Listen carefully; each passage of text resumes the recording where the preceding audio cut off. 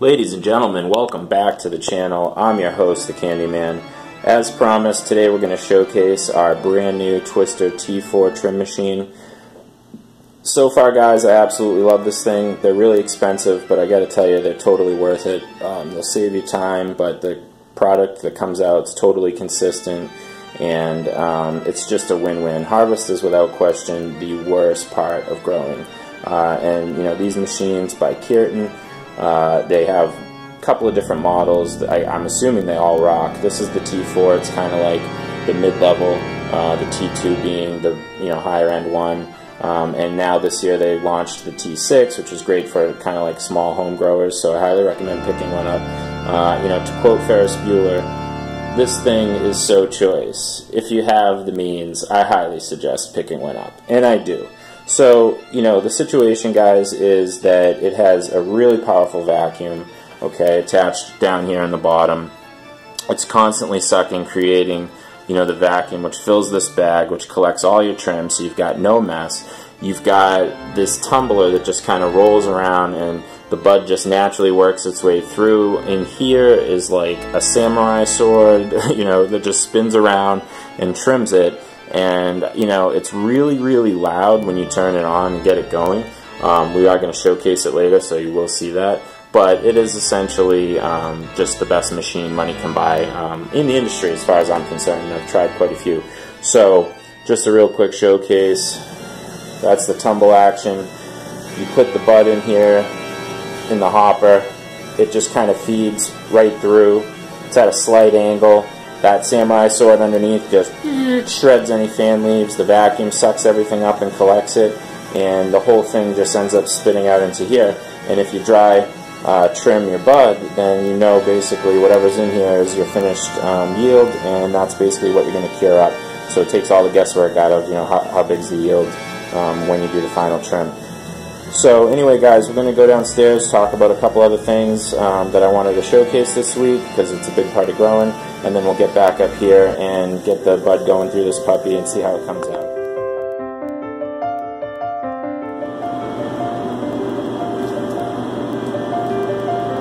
Alright, guys, we're back, and it's time for the topic of the week, which is actually going to lead us right into Q&A. And this week, the topic of the week is grow room maintenance. Okay, I have been getting some questions on the topic, and I thought it would be a good video to make, so we're going to get right into it. So we're sitting here in the 12-site, 6,000 watt setup, and it's post-harvest. And what we've got to do now, guys, is basically every day that this room sits here after harvest and isn't clean and reset is a day that the room's going to waste, and it's just basically the clock's ticking, okay?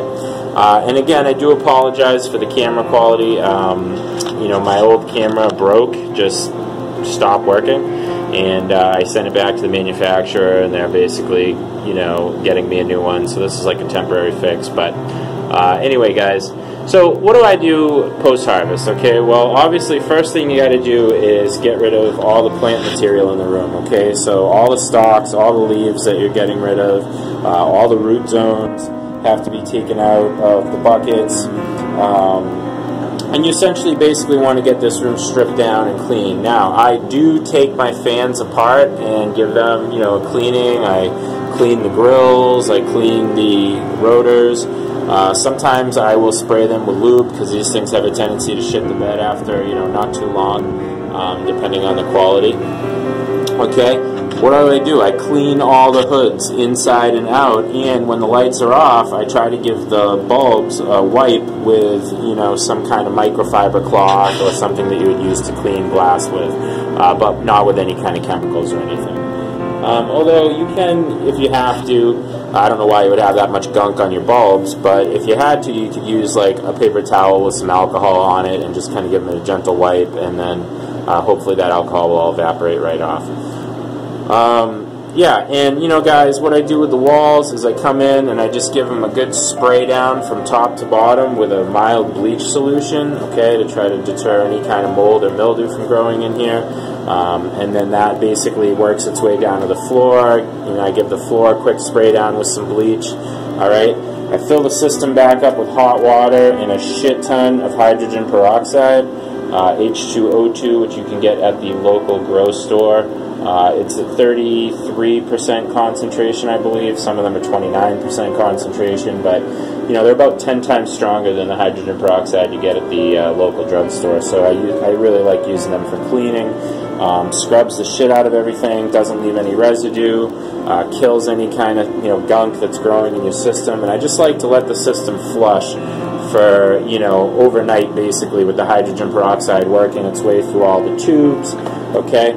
Once in a while, if it's really dirty in here, I will take all the tubing and buckets apart and basically clean them inside and out and then put them back together. I do like to take these cages, scrub the tops and bottoms of the lids, and then wipe down all the rings of basically every single part of the cage itself with alcohol. And then basically, guys, the final step is to just let off a bomb in here to kill off any kind of bugs or mites or anything that could potentially grow. I don't even want that shit to enter the equation, you know what I mean? So you just, one of those, you know, in between harvests is never a bad idea. Just consider it like preventative maintenance, okay?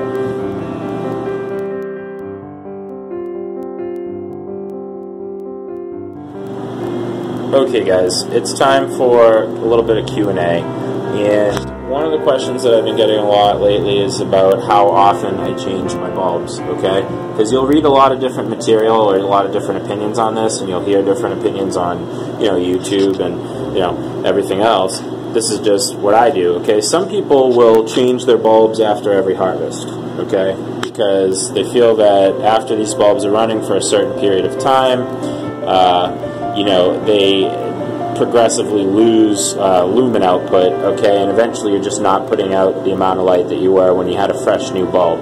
I think that is ridiculous. I think that's a waste of money. These bulbs are really expensive. The generic brands are, you know, like 60 or 80 bucks for a 1,000-watt bulb, and the, you know, expensive iHortolux bulbs are 130 bucks now for the 1,000-watt HPS. So, you know, I run them until they burn out. Okay, if there's a bulb that's in here that's looking like, you know, it's just not putting out for some reason, or it's, you know, noticeably dimmer than the other bulbs and I haven't got it dimmed on purpose, I will switch it out. But, you know, normally I just let them fry out. And, you know, basically, guys, these are the bulbs that end up getting dimmed the most, especially this middle area, because it's getting, you know, blasted from both angles with the sides of the other lights. You know, it's basically getting hit from all sides, and sometimes that could be a hot spot.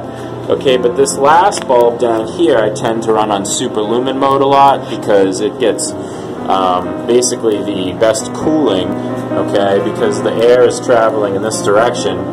The bulbs are basically progressively getting cooled by warmer and warmer heat because they're absorbing the heat from the bulb before them, you know what I mean?